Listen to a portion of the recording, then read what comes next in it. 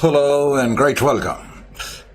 हालांकि last session को जब मैंने फिनिश अप करा था तो मैंने ये कहा था कि मैंने एक सेक्शन आपके नोट्स में रखा हुआ है चैप्टर रिवाइजर के नाम से, और मैंने कहा था कि ये सेक्शन आपको ट्राई करना है, जैसे जैसे आपको वक्त मिले आप इसको कर लेना। लेकिन कुछ बच्चों के मैसेज आए कि सर आप ये सेक्शन भी जरूर करा दें, तो मैंने कहा ठीक है, बच्चों की रिक्वेस्ट है तो बच्चों की रिक्वेस्ट को मानना हमारे लिए लाजमी है।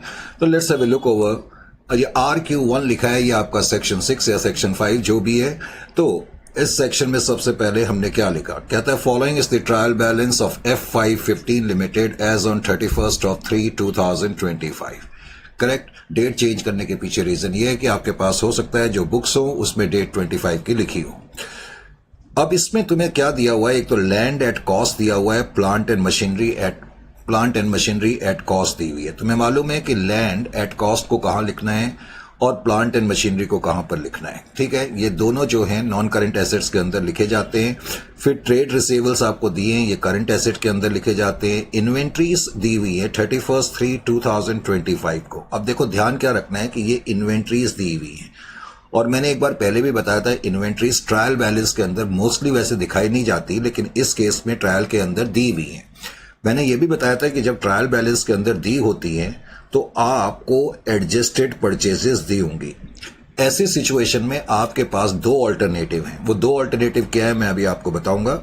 उसके अलावा इस क्वेश्चन में फैक्ट्री एक्सपेंसेस दिए हुए हैं, एडमिनिस्ट्रेटिव एक्सपेंसेस दिए हुए हैं और सेलिंग एक्सपेंसेस दिए हुए हैं। फैक्ट्री एक्सपेंस, एडमिनिस्ट्रेटिव एक्सपेंस और सेलिंग एक्सपेंस, इन तीनों को आप अदर एक्सपेंस में लिखेंगे। किस में लिखेंगे? अदर एक्सपेंस में लिखेंगे। Is it clear to you? Debenture interest आपको मालूम है कि कहां लिखते हैं, फाइनेंस कॉस्ट लिखते हैं। इंटरिम डिविडेंड ट्रायल बैलेंस के अंदर दिया हुआ है, इसका मतलब ये पे हो चुका है। अगर डिविडेंड पे हो चुका है तो मैं ईयर के एंड में स्टेटमेंट ऑफ सरप्लस जो हम बनाते हैं, स्टेटमेंट ऑफ सरप्लस के अंदर मैं इंटरिम डिविडेंड दिखाऊंगा। इंटरिम डिविडेंड 18 में दिखाऊंगा, लेकिन मैंने आपको यह भी बताया था कि जब मैं interim dividend statement of surplus में दिखाऊंगा तो मुझे दिखाना पड़ता है कि नेट डिविडेंड कितना है और हमने TDS कितना पे करा होगा, क्योंकि कंपनीज एक्ट ये कहता है कि कोई भी कंपनी जब डिविडेंड पे करेगी तो पहले TDS काटेगी। अगर मैं 18 का 10% कंप्यूट करूं तो ये 1.8 आ जाएगा। तो 18 में से 1.8 तो हमने गवर्नमेंट को टैक्स पे करा होगा, बाकी जो बच गया 16.20 वो हमने पे करा होगा शेयर होल्डर्स को, लेकिन टोटल हमने 18 पे करा होगा। Is it clear to you? Because ये ट्रायल बैलेंस का आइटम है, इसकी पोस्टिंग एक ही बार होगी, क्योंकि ट्रायल बैलेंस में कोई आइटम आता है तो उसकी पोस्टिंग एक ही बार होती है। तो इसको तुमने स्टेटमेंट ऑफ सरप्लस में लिखना है। उसके अलावा इस क्वेश्चन में इक्विटी शेयर कैपिटल फिगर जो है थाउजेंड्स में, ये 300 है, इसके आगे 3 जीरो ऐड करेंगे तो उसका मतलब 3 लाख है, नहीं तो तुम टाइटल थाउजेंड्स में लिख करके 300 ही लिखोगे। उसके अलावा डिवेंचर्स आपकी नॉन करंट लायबिलिटी है, ये आपको मालूम है। जनरल रिजर्व आप रिजर्व एंड सरप्लस की हेडिंग में लिखेंगे, क्योंकि ये ट्रायल बैलेंस में दिया हुआ है। इसका मतलब जनरल रिजर्व में पैसा ऑलरेडी ट्रांसफर हो चुका है, ये एडजस्टमेंट में नहीं है, तो इसलिए इसको स्टेटमेंट ऑफ सरप्लस में मत लिख देना। Profit and loss account statement of surplus में हम लिखेंगे। Security premium reserve and surplus में लिखेंगे। फिर सेल्स है रेवेन्यू फ्रॉम ऑपरेशन में लिखेंगे। और जो ट्रेड पेबल्स हैं आपको मालूम है करंट लायबिलिटी होती है, करंट लायबिलिटी के अंदर ट्रेड पेबल्स की हेडिंग में आप इसको लिख देंगे। अब ये जो प्रोविजन फॉर डेप्रिसिएशन दिया हुआ है, इसका मतलब मेरी प्लांट एंड मशीनरी जो दी हुई है, प्लांट एंड मशीनरी ये एट कॉस्ट लिखी है। तो plant and machinery at cost तो तुम्हारी कितनी दी हुई है, 770 की दी हुई है, और पहले से ही तुमने कुछ प्रोविजन बना करके रखा है। तो प्रोविजन फॉर डेप्रिसिएशन वो तुम प्लांट एंड मशीनरी में से माइनस करोगे 172। अब इस क्वेश्चन में एक नया आइटम दिया हुआ है सस्पेंस अकाउंट, जो इससे पहले नहीं था। करेक्ट, इससे पहले किसी क्वेश्चन में नहीं था। अब ये सस्पेंस अकाउंट के बारे में क्या लिखा है वो तो मैं बताऊंगा। आगे कहता है authorise share capital of the company is 40,000 shares of 10 each. ये तो हम शेयर कैपिटल में सिर्फ लिख देंगे ऑथराइज शेयर कैपिटल। फिर कहता है company on the advice of independent valuer wish to revalue the land at 3,60,000। अब देखो लैंड की वैल्यू 2,20,000 है। मैंने कहा फिगर जो है वो किस में दी हुई है, थाउजेंड्स में दी है।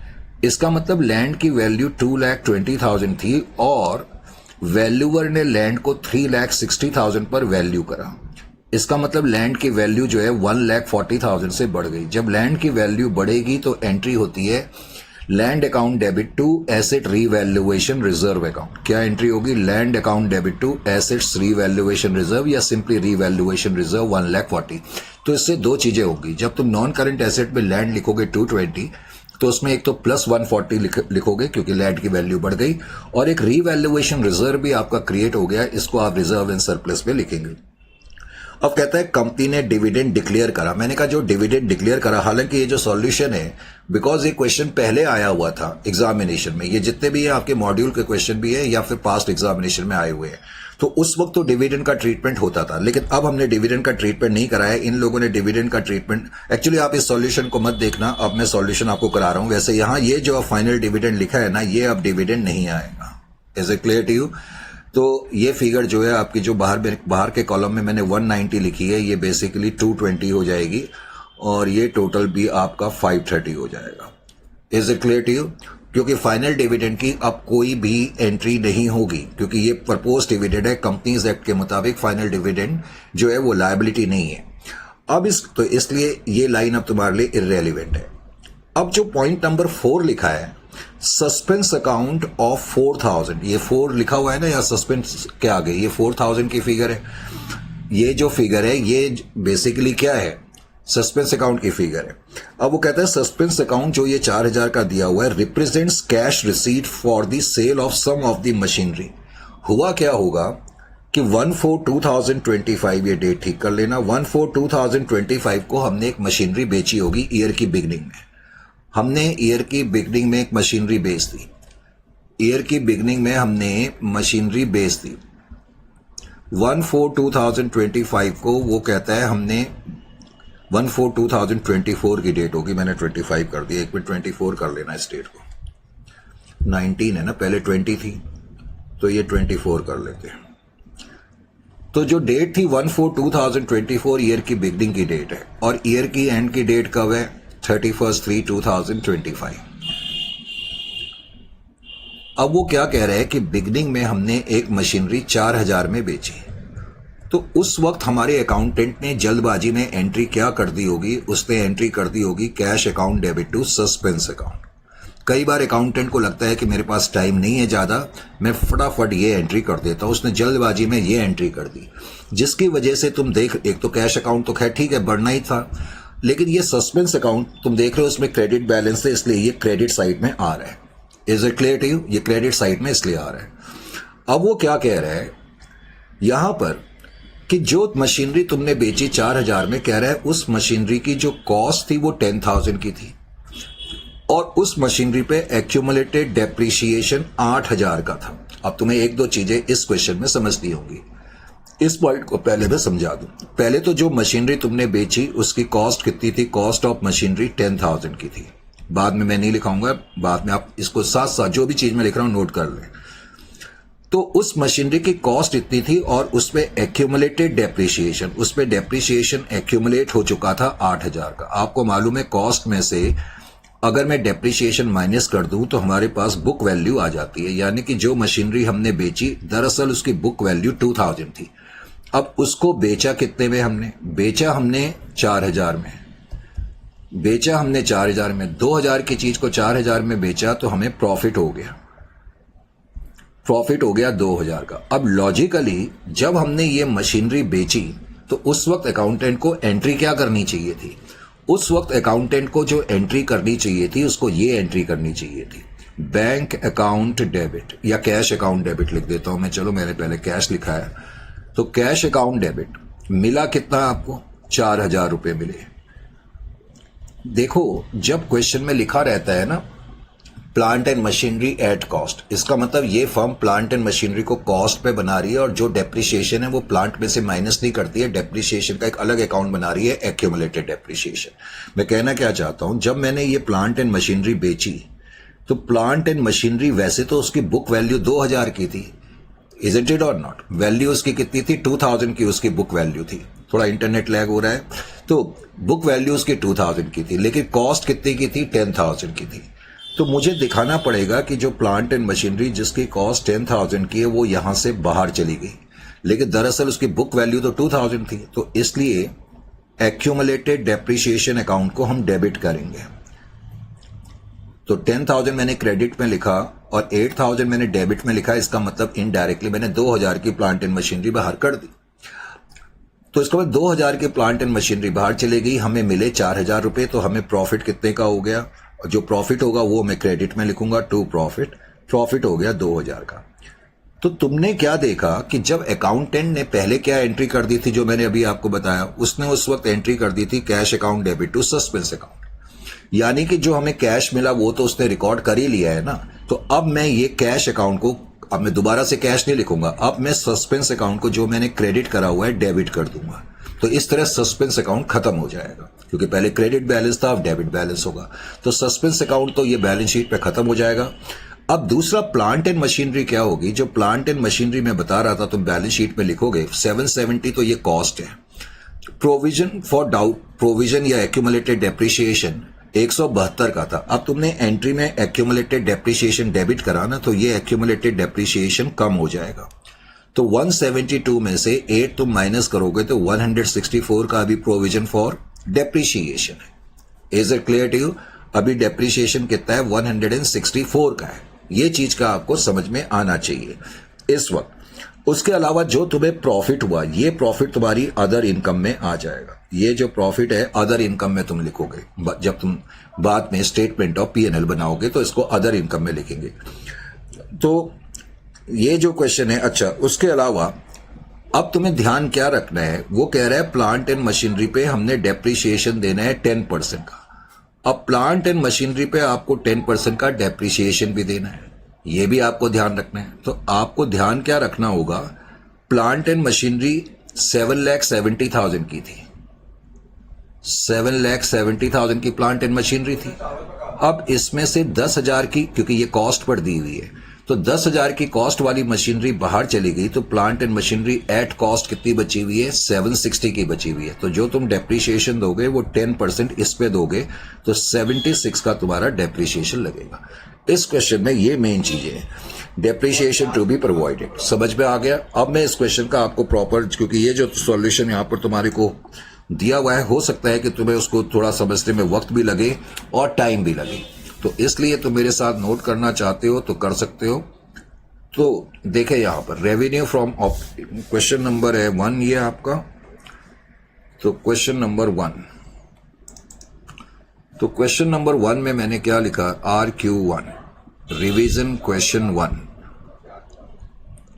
तो सबसे पहले तो स्टेटमेंट ऑफ P&L मैंने बनाई। स्टेटमेंट ऑफ P&L में सबसे पहले तो आप क्या लिखेंगे, जैसा कि हम लिखते ही हैं हमेशा, रेवेन्यू फ्रॉम ऑपरेशन। तो रेवेन्यू फ्रॉम ऑपरेशन आपने लिख दिया। अब रेवेन्यू फ्रॉम ऑपरेशन आपने लिख दिया,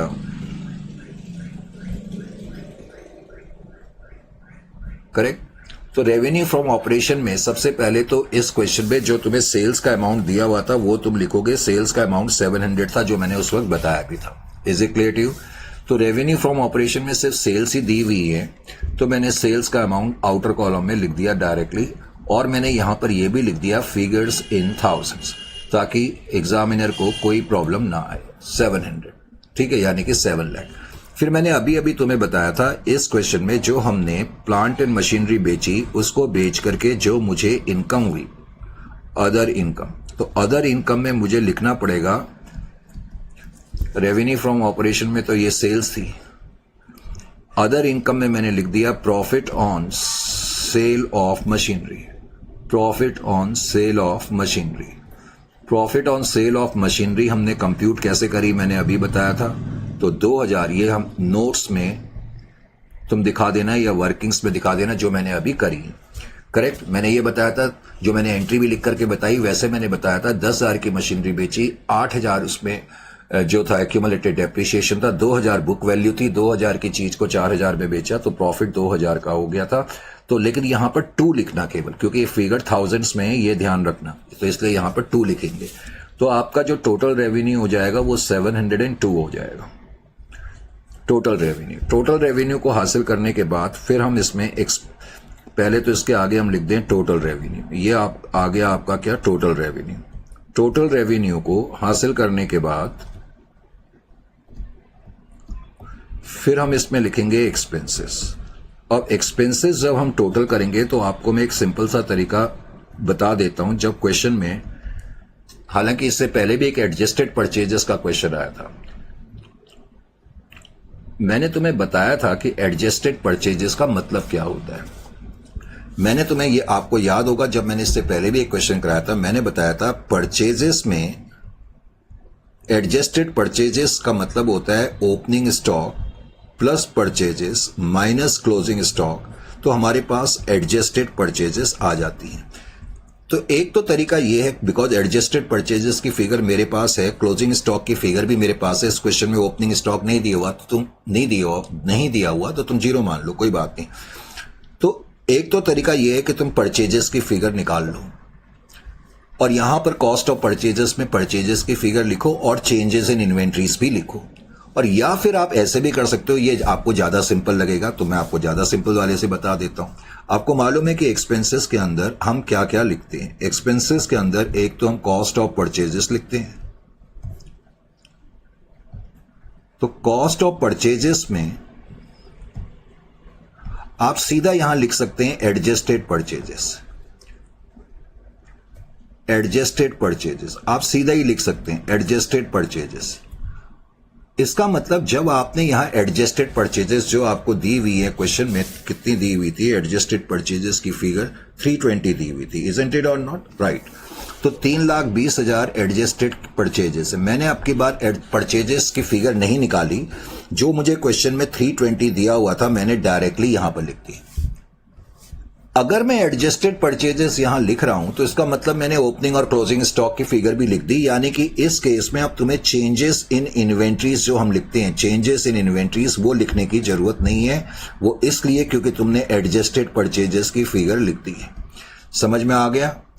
is it clear to you? एक तो ये तरीका है, नहीं तो तुम्हें क्या करना पड़ेगा, बिकॉज क्लोजिंग स्टॉक आपका जो क्वेश्चन में दिया हुआ था 80,000 का शायद क्लोजिंग स्टॉक था, तो 80,000 का क्लोजिंग स्टॉक था, अगर आप निकालते तो ये परचेजेस की फिगर आपकी 4 लाख रुपए की आ जाती है, करेक्ट। तो एक तो तरीका ये था कि कॉस्ट ऑफ परचेजेस के आगे आप फिर 4 लाख लिखते, लेकिन फिर चेंजेस इन इन्वेंट्री लिखते तो अल्टीमेटली वो -80,000 लिखते, तो नेट फिगर 320 ही आती। लेकिन मेरी एडवाइस ये है कि जब एडजस्टेड परचेजेस दी हो तो नेक्स्ट टाइम से तुम सीधा एडजस्टेड परचेजेस यहां लिख दो और चेंजेस इन इन्वेंट्रीज लिखने की तुम्हें जरूरत नहीं है। फिर इस क्वेश्चन में हमें जो दिया हुआ था, अनफॉर्चुनेटली इसके बाद हम जो एम्प्लॉय बेनिफिट एक्सपेंस लिखते हैं, इस क्वेश्चन में एम्प्लॉय बेनिफिट एक्सपेंसेस से रिलेटेड कोई आइटम नहीं था। फिर इस क्वेश्चन में हमने देखा था कि डिवेंचर इंटरेस्ट हमने पे करा है, इस क्वेश्चन में डिवेंचर इंटरेस्ट दिया हुआ था। तो फाइनेंस कॉस्ट जब तुम लिखोगे तो डिवेंचर इंटरेस्ट जो तुम्हें क्वेश्चन में दिया हुआ है वो यहां पर तुम रिफ्लेक्ट कर दोगे 20। उसके अलावा फिर हम यहां पर जो लिखते हैं फाइनेंस कॉस्ट के अलावा फिर डेप्रिसिएशन एंड अमोर्टाइजेशन। तो इस क्वेश्चन में डेप्रिसिएशन प्लांट एंड मशीनरी पे देना है, तो मैंने बताया था प्लांट एंड मशीनरी पे जब डेप्रिसिएशन देंगे तो 10% ऑफ 7,760 देंगे, क्योंकि 770 की प्लांट एंड मशीनरी दी हुई है। 770 प्लांट एंड मशीनरी की कॉस्ट थी और तुमने 10,000 की प्लांट एंड मशीनरी बेच दी थी, तो प्लांट एंड मशीनरी की कॉस्ट 7,60,000 बची है। 760 का 10% डेप्रिसिएशन 76 रुपीज आपको देना पड़ेगा। Is it clear to you और नॉट? तो डेप्रिसिएशन की फिगर आपने लिख दी।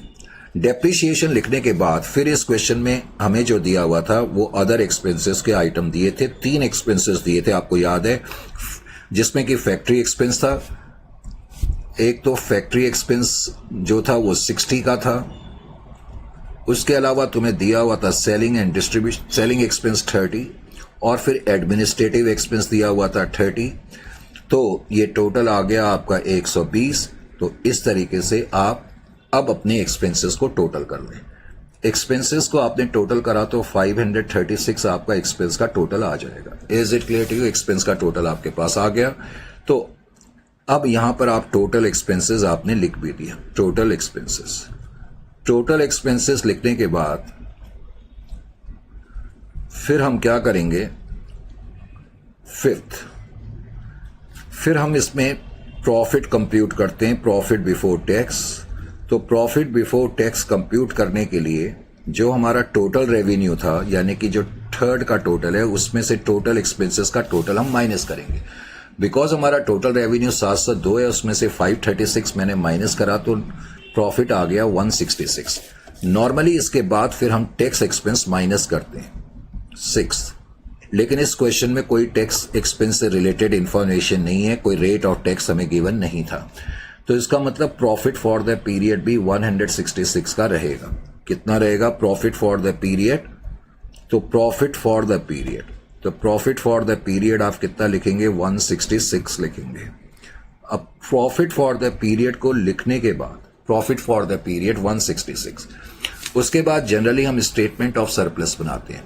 तो स्टेटमेंट ऑफ सरप्लस अगर आप बनाना चाहते हैं तो स्टेटमेंट ऑफ सरप्लस, वैसे ये काम सीधा बैलेंस शीट के अंदर भी करा जा सकता है। Statement of surplus, statement of surplus बनाने के लिए पहले आपको क्या करना पड़ता है कि जो ओपनिंग बैलेंस है, पहले तो आप ये देखेंगे कि आपका ओपनिंग बैलेंस कितना दिया हुआ है, तो ओपनिंग बैलेंस को आप पहले तो नोट कर लें।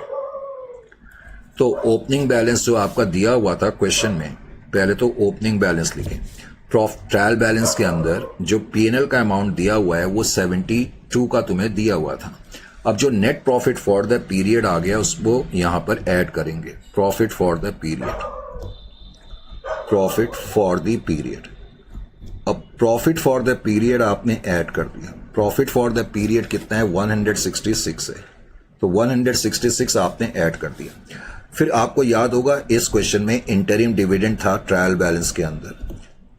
एडजस्टमेंट में तो कुछ नहीं है, ट्रायल बैलेंस के अंदर इंटरिम डिविडेंड है 18, वो डायरेक्टली आप आउटर कॉलम में लिख सकते हो क्योंकि पेमेंट तो 18 की हुई है। वैसे ये जो पेमेंट हुई होगी, मैंने आपको समझाने के लिए बताया भी था, 16.20 की पेमेंट तो हुई होगी नेट, क्योंकि टीडीएस 10% के हिसाब से कटा होगा 1.80 का, लेकिन दिखाना हमने 18 ही है।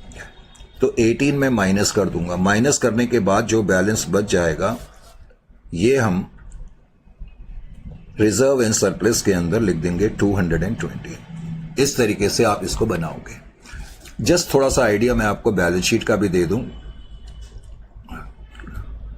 बैलेंस शीट, इसी क्वेश्चन में जब आप बैलेंस शीट बनाएंगे तो सबसे पहले तो obviously equity and liability side में हम लिखते हैं शेयर होल्डर्स फंड। तो पहले तो शेयर होल्डर फंड का अमाउंट आप लिखें। शेयर होल्डर फंड के अंदर भी हम पहले लिखते हैं ए शेयर कैपिटल। अब इस क्वेश्चन में आपको याद होगा नीचे फर्स्ट इंफॉर्मेशन में लिखा था कि ऑथोराइज शेयर कैपिटल कंपनी की 40,000 है। तो मैं क्या करूंगा, ऑथोराइज शेयर कैपिटल लिख दूंगा। ऑथोराइज शेयर कैपिटल 40,000 इंटू 10, ये आप सिर्फ ऐसे करके लिख दें और आउटर कॉलम में 4 लाख लिख दें। एक्चुअली फिगर तो थाउजेंड्स में है ना, तो रुपीज इन थाउजेंड्स, तो ये आउटर कॉलम में केवल 400 लिखना, लेकिन इसके नीचे अंडरलाइन कर देना। अंडरलाइन का मतलब है कि जो ऑथोराइज शेयर कैपिटल है टोटलिंग के लिए यूज नहीं होगी। ऑथोराइज शेयर कैपिटल के बाद फिर इश्यूड एंड सब्सक्राइब्ड इस तरह से लिख देना चाहिए। Issued, subscribed, paid up, issued, subscribed, paid up. अब हमें जो क्वेश्चन में दिया हुआ है कि इस कंपनी के टोटल इश्यूड कैपिटल 30,000 शेयर्स हैं, 10 रुपए का एक शेयर है, तो इसका मतलब 3 लाख, तो हम आउटर कॉलम में 300 लिख देंगे शेयर कैपिटल। फिर मैं बता रहा था कि रिजर्व एंड सरप्लस। अब जो रिजर्व एंड सरप्लस के आइटम है इस क्वेश्चन में, तुम्हें याद होगा हम पढ़ रहे थे, तो एक तो सिक्योरिटी प्रीमियम हमें नजर आया था 40, नंबर 1। फिर मैंने आपको यह बताया था कि जनरल रिजर्व में भी बैलेंस पहले से ही ट्रायल बैलेंस के अंदर मौजूद है, तो वो यहां पर लिख देंगे। फिर लैंड एंड बिल्डिंग का रीवैल्यूएशन हुआ था, जिसकी वजह से लैंड एंड बिल्डिंग की वैल्यू 140,000 से बढ़ गई थी, तो 140 हम यहां पर लिख देंगे, करेक्ट। और उसके अलावा जो सरप्लस का बैलेंस हमारा आया, सरप्लस, तो सरप्लस का बैलेंस जो हमारा आया था, हमने जो कंप्यूट करा था 220 आया। अब इसका जो टोटल है वो मैं आउटर कॉलम में लिख देता हूं 530। तो इस तरीके से रिजर्व एंड सरप्लस का अमाउंट भी आप लिख देंगे। उसके बाद सेकंड नंबर पर फिर हम नॉन करेंट लायबिलिटी लिखते हैं। इस क्वेश्चन को जब हम पढ़ रहे थे तो हमने देखा था कि 10% डिवेंचर्स दिया हुआ है क्वेश्चन में, तो 10% डिवेंचर 2 लाख के दिए हैं, तो 200 आप यहां पर लिख देंगे। फिर क्वेश्चन में करंट लायबिलिटीज के जहां तक आइटम है, तो जब हमने क्वेश्चन पढ़ा तो उसमें ट्रेड पेबल दिए हुए थे, तो ट्रेड पेबल 52 के तुम्हें दिए हुए हैं, तो इस तरीके से तुम टोटल कर दोगे 1082। उसके अलावा फिर एसेट साइड को, एसेट साइड को देखेंगे। अब जहां तक एसेट साइड का सवाल है, आपको मालूम है कि एसेट साइड पे सबसे पहले जब हम स्टार्ट करते हैं तो नॉन करेंट एसेट लिखेंगे। अब जहां तक नॉन करेंट एसेट्स का सवाल है, नॉन करेंट एसेट के अंदर सबसे पहले तो a property plant and equipment आपने लिखा। प्रॉपर्टी प्लांट एंड इक्विपमेंट के अंदर भी कोशिश करें कि टेंजिबल पहले लिखें। अब टेंजिबल जो हमारे पास है इस केस में एक तो लैंड है। आपने देखा था कि लैंड का जो बैलेंस हमें दिया हुआ था वो 220 का दिया हुआ था। कितने का दिया था? 220 का। और लैंड की वैल्यू जो है वो 140 से बढ़ गई थी, उसका रीवैल्यूएशन हुआ। तो इसका मतलब लैंड की वैल्यू अब कितनी आ गई? 360 आ गई। इसी तरह प्लांट एंड मशीनरी। अब प्लांट एंड मशीनरी को ध्यान से देखो। प्लांट एंड मशीनरी का बैलेंस 770 है, करेक्ट। अब इस प्लांट एंड मशीनरी में से हमने डिस्पोज कर दी, क्योंकि ये एट कॉस्ट है, तो हमने 10,000 की कॉस्ट वाली मशीनरी, क्योंकि यहां कॉस्ट माइनस करनी पड़ेगी ना 10, क्योंकि ये कॉस्ट पर है, तो 10,000 की कॉस्ट वाली मशीनरी हमने बेच दी, तो 760 का बचा। अब एक्यूमुलेटेड डेप्रिसिएशन, पहले से ही हमने जो डेप्रिसिएशन बना के रखा हुआ था 172, जो उस वक्त मैं आपको बता रहा था 172 था। एक तो जो मशीनरी हमने बेच दी उस पे जो एक्यूमुलेटेड डेप्रिसिएशन था वो तुम्हें माइनस करना पड़ेगा। वो इसलिए माइनस करना पड़ेगा, जैसा कि हमने एक तो एंट्री लिखी, एंट्री में डेबिट हो रहा है, एक तो इसलिए भी माइनस कर रहे हैं। वैसे भी ये एक्यूमुलेटेड डेप्रिसिएशन तो 770 की मशीनरी के खिलाफ था ना। अब 10,000 की जो मशीनरी बेच दी उसमें जो एक्यूमुलेटेड डेप्रिसिएशन है वो तुम्हें हटाना पड़ेगा, तो 8 तुम माइनस करोगे। और उसके अलावा अब जो तुमने डेप्रिसिएशन दिया वो तुम ऐड कर दोगे 76, तो तुम्हारा जो टोटल एक्यूमुलेटेड डेप्रिसिएशन में बैलेंस होगा वो 240 का होगा। तो 760 में से 240 माइनस करेंगे तो 520 आ जाएगा। Is it clear to you? Outer column में आप 880 लिखेंगे, 360 प्लस 520, तो टोटल एसेट आपके इतने।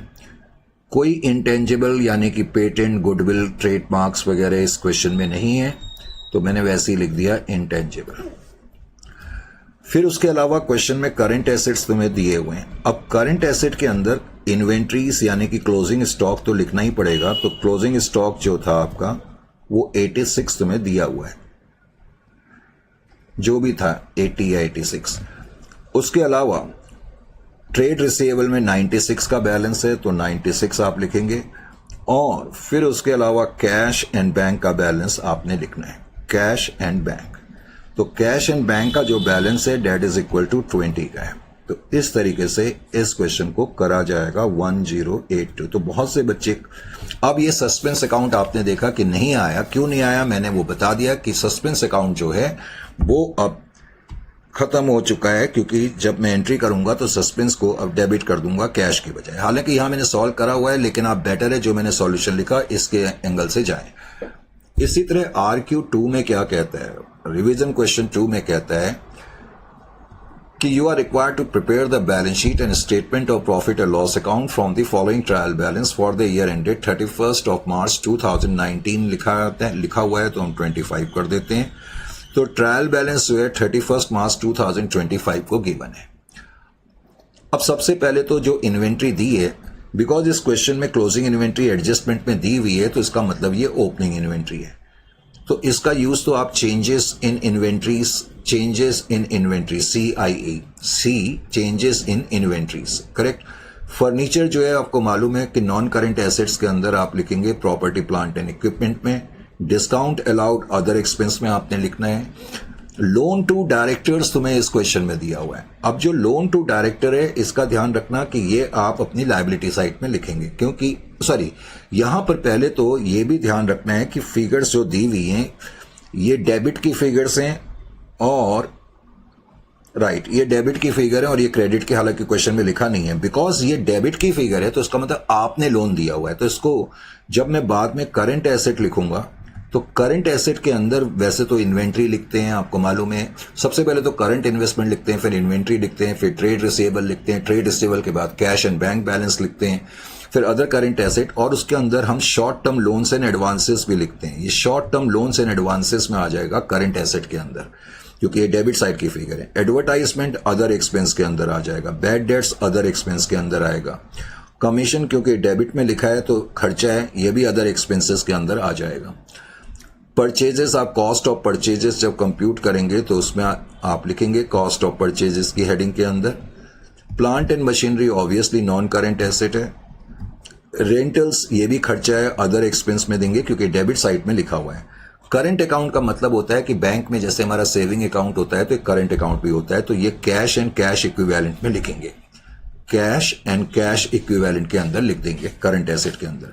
फिर कैश दिया है, ये भी आ रहा हूं, ये भी कैश एंड कैश इक्विवेलेंट के अंदर हम लिखेंगे। फिर इंटरेस्ट ऑन बैंक लोन दिया हुआ है, इसका मतलब हमने कोई, देखो ये डेबिट में लिखा है, इंटरेस्ट जब डेबिट में लिखा रहता है तो ये खर्चा है, इसका मतलब हमने कोई बैंक लोन लिया होगा, उस पर हमने खर्चा दिया होगा, तो ये अदर एक्सपेंस में आ जाएगा। प्रिलिमिनरी एक्सपेंसेस आपको यहां पर दिए हुए हैं, तो मैंने एक बार पहले भी आपको बताया था कि जो प्रिलिमिनरी एक्सपेंस हैं, एक्चुअली प्रिलिमिनरी एक्सपेंसेस एक जमाना तो होता था जब हम बैलेंस शीट टी फॉर्मेट में बनाते थे, तो प्रिलिमिनरी एक्सपेंस ट्रायल के अंदर जो बैलेंस बचा है, ट्रायल बैलेंस के अंदर का मतलब यह है कि प्रिलिमिनरी एक्सपेंसेस अकाउंट में इतना बैलेंस बचा हुआ है। तो एक जमाने में तो हम प्रिलिमिनरी एक्सपेंस इस तरीके से एसेट साइड में दिखा देते थे, और अभी कुछ प्रीवियस क्लासेस में जो मैंने शुरू में ली थी, मैंने तब आपको यह बताया था कि आप चाहो तो इसको अभी भी एसेट साइड में दिखा सकते हो। जैसे कि जब मैं एसेट साइड बनाऊंगा तो नॉन करेंट एसेट्स के अंदर मैंने आपको बताया हुआ है, जैसे कि एक तो प्रॉपर्टी प्लांट एंड इक्विपमेंट हम लिखते हैं नंबर 1। आपके लेवल पे प्रॉपर्टी प्लांट एंड इक्विपमेंट के अलावा मैं केवल आपके लेवल की बात करूंगा। फिर नॉन करेंट इन्वेस्टमेंट लिखते हैं, वैसे तो बहुत सारे आइटम इसके अंदर लिखते हैं, लेकिन जो आपके लेवल पर है, property plant and equipment, non current asset और अदर नॉन करेंट एसेट। मैंने पहले भी बोला था इन तीन सब हेडिंग का आपको ख्याल करना है। तो नॉन करेंट एसेट के अंदर आप चाहो तो अदर नॉन करेंट एसेट के अंदर preliminary expense, under writing commission या डिस्काउंट के बैलेंसेस दिखा सकते हो, दिखा तो सकते हो, अभी भी आप दिखा सकते हो, कोई प्रॉब्लम की बात नहीं है, क्योंकि हमने इससे पहले क्वेश्चन करा था उसमें हमने दिखाया था, तो लेकिन ऐसे में नोट दे देना चाहिए। तो ध्यान क्या रखना, क्योंकि जो अकाउंटिंग स्टैंडर्ड AS26 है वो ये कहता है कि प्रिलिमिनरी एक्सपेंसेस को आप अब एसेट साइड में ना दिखाएं, जहां तक पॉसिबल हो सके उसको राइट ऑफ कर दे। यानी कि it is better to write off preliminary expenses against reserve and surplus. तो यही वजह है कि प्रिलिमिनरी एक्सपेंस जो 10,000 है, मैंने कहा एक तो अल्टरनेटिव ये है कि आप अदर नॉन करेंट एसेट की हेडिंग के अंदर दिखा सकते हो, या फिर बेटर है कि अदर प्रिलिमिनरी एक्सपेंसेस में जितना भी बैलेंस बचा हुआ है उसको सीधा रिजर्व एंड सरप्लस में से माइनस कर दो। तो तुम चाहो तो इसको रिजर्व एंड सरप्लस में से माइनस करके खत्म कर दो। यानी कि अकाउंटिंग स्टैंडर्ड AS26 अब ये कहता है कि preliminary expense should not be reflected in balance sheet. तो ये अब प्रॉपर, ज्यादा बेटर और प्रॉपर ट्रीटमेंट है। नॉन करेंट एसेट है फिक्सचर्स, इसमें कोई डाउट नहीं। वेजेस जो हैं वो आप एम्प्लॉय बेनिफिट एक्सपेंस के अंदर भी ले सकते हैं, लेकिन एग्जामिनेशन में नोट दे देना, या अदर एक्सपेंस में भी लिख सकते हैं। तो एम्प्लॉय बेनिफिट एक्सपेंस में ले लो, कोई बात नहीं। अदर और नीचे नोट देते ना कि wages have been treated as part of employ benefit expense. Consumable जो है वो अदर एक्सपेंसेस में, free hold land non current asset में, tools and equipment non current asset में, गुडविल नॉन करेंट एसेट के अंदर आएगी लेकिन इनटेंजिबल की हेडिंग के अंदर आएगी, intangible. Trade receivable obviously current assets के अंदर आएंगे। डीलर्स एड्स, डीलर का मतलब ये होता है जैसे एक बड़ा ऑर्गेनाइजेशन होता है, उसके डीलर्स होते हैं, करेक्ट। हम अपना सामान डीलर्स को देते हैं तो उनको हेल्प करने के लिए उनके प्रमोशनल कुछ खर्चे हम करते हैं, तो डीलर एड्स का मतलब भी खर्चा है और ये अदर एक्सपेंस में आएगा। ट्रांजिट इंश्योरेंस, जब हम सामान भेजते हैं अपने कस्टमर्स को, क्लाइंट्स को या डीलर्स को, तो हम ट्रांजिट यानी कि रास्ते में कोई ऐसा वैसा हादसा ना हो जाए तो उससे निपटने के लिए हम ट्रांजिट इंश्योरेंस लेते हैं, ये भी खर्चा है। ट्रेड एक्सपेंस अदर एक्सपेंस के अंदर आएगा। डिस्ट्रीब्यूशन राइट्स भी अदर एक्सपेंसेस के अंदर आएंगे। तुमने देखा दुनिया जहान के खर्चे अदर एक्सपेंसेस में हैं, यहां मैंने सब मार्क कर दिए हैं। फिर डिवेंचर इंटरेस्ट जो आपको दिया हुआ है, ये मुझे बताने की जरूरत नहीं है कि फाइनेंस कॉस्ट में आप लिखेंगे, फाइनेंस कॉस्ट में। तो इस तरीके सब मैंने कहा कि मॉड्यूल के क्वेश्चन हैं। उसके अलावा फिर इक्विटी शेयर्स मॉड्यूल के या जो पास्ट ईयर में क्वेश्चन आए हुए हैं। इक्विटी शेयर कैपिटल 25 आपको मालूम है कि कहां लिखना है। एक ऑब्वियसली शेयर कैपिटल में आप इसको लिखेंगे। उसके अलावा 11% debenture non current liability. Bank loan तुम्हें दिया हुआ है, तो अब यहां पर सिर्फ बैंक लोन लिखा है, कुछ लिखा नहीं है लॉन्ग टर्म शॉर्ट टर्म। तो अगर तुम इसको लॉन्ग टर्म मानोगे तो नॉन करेंट लायबिलिटी में नीचे, लेकिन जिसमें भी डाउट हो उसमें नोट लिख देना चाहिए। करेक्ट। तो नॉन करंट लायबिलिटी में ले लेना और नोट लिख देना। ट्रेड पेबल जो है ऑब्वियसली हम करंट लायबिलिटी में लिखेंगे। सेल्स रेवेन्यू फ्रॉम ऑपरेशन में आ जाएगी। रेंट रिसीव्ड जो है, रेंट रिसीव्ड ये अदर इनकम में आ जाएगा। ट्रांसफर फी भी अदर इनकम में आएगी। प्रॉफिट एंड लॉस अकाउंट में जो बैलेंस है ये ओपनिंग बैलेंस हो जाएगा स्टेटमेंट ऑफ सरप्लस का, स्टेटमेंट ऑफ सरप्लस SOS। अब ये डेप्रिसिएशन प्रोविजन जो तुम्हें दिया हुआ है 1,46,000 मशीनरी का, जब तुम नॉन करंट एसेट लिखोगे तो मशीनरी में से इसको माइनस कर दोगे, less from plant and machinery. तो ये आइटम्स तुम्हें दिए हुए हैं। उसके अलावा नीचे जो इंफॉर्मेशन है और तो कुछ है ही नहीं इस क्वेश्चन में। और इसमें क्लोजिंग इन्वेंट्री 31/3/2025 की तुम्हें दी हुई है। अब जो क्लोजिंग इन्वेंट्री है तुम्हें मालूम ही है कि क्लोजिंग इन्वेंट्री का हम क्या करते हैं, एक तो करंट एसेट में लिखेंगे और दूसरा एक तो करंट एसेट में लिखेंगे और फिर हम चेंजेस इन इन्वेंट्रीज के अंदर क्लोजिंग स्टॉक और ओपनिंग स्टॉक का डिफरेंस देखते हैं। Is it clear to you? इस क्वेश्चन में तो वैसे आपको कोई प्रॉब्लम नहीं होनी चाहिए क्योंकि अब मैंने यहां सारी चीजें बता दी, अदर एक्सपेंस के आइटम कौन से हैं, इसके आइटम कौन से हैं। Is it clear to you? ठीक है, अभी फिर हम नेक्स्ट क्वेश्चन करेंगे और जो नेक्स्ट क्वेश्चन है वो हम RQ3 करते हैं। ठीक है, RQ3 अब 2 मिनट के बाद करते हैं, तो उसके बाद फिर मुलाकात होगी आफ्टर 2 मिनट्स।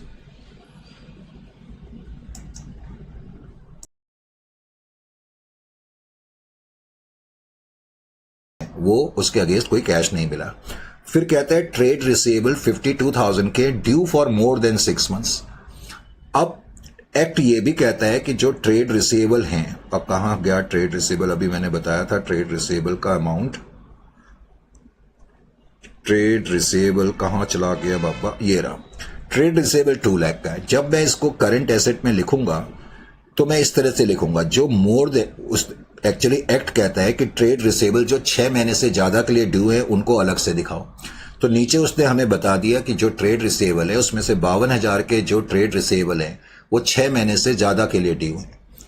तो due for more than 6 months 52 हो गए और बाकी जो बच जाएंगे, बाकी बच जाएंगे 1,48,000, तो उनको मैं अदर लिख दूंगा। यानी कि ट्रेड रिसीवेबल के अंदर भी 2 हेडिंग हो गई, due for more than 6 months and other. इसका मतलब ये जो डेटर्स हैं, एक तो ये वाले डेटर 52 जो है वो तो 6 महीने से ज्यादा के लिए ड्यू है, इसका मतलब 148 6 महीने से कम के लिए ड्यू है, तो ये आपको दिखना पड़ेगा। फिर उसने लिखा कॉस्ट ऑफ एसेट।